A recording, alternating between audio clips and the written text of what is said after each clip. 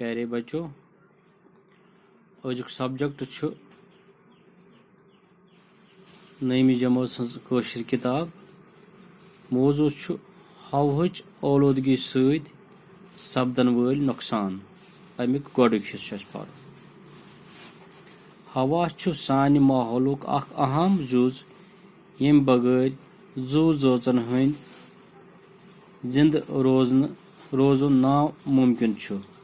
हवा सत येल किह दह लद मवाद रलान छु, हवा आलूद सपदान तो इंसानन, हैवानन, जानवरन,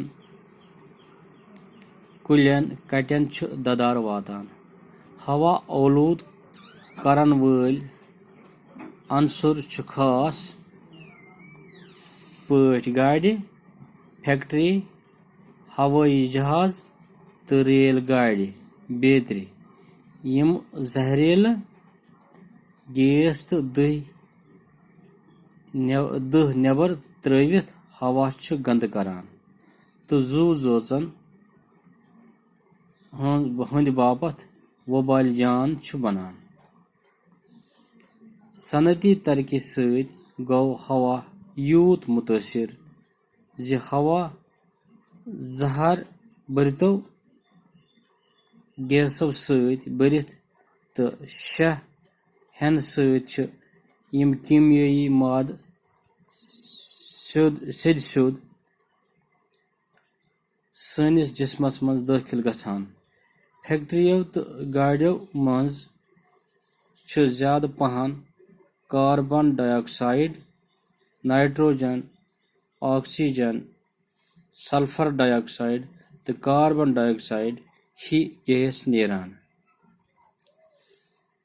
यमन सारने गैसन हंज हुरियर सानि माहौल बापत सठा नाकार छु। यथ हवा गैस सत रलन सत रंग रंग बेमार मसलन बकोचन हंज दोद, जिगरुक दोद, सीनुक दोद, अछ दोद, कल दोद तो एलर्जी बेतरी जिस्मन मज नमूदार सपदान। यमो गैसों मज किह गैस तिम यम आबस सत रलित तेजाब बनान छ। लिहाजा येलि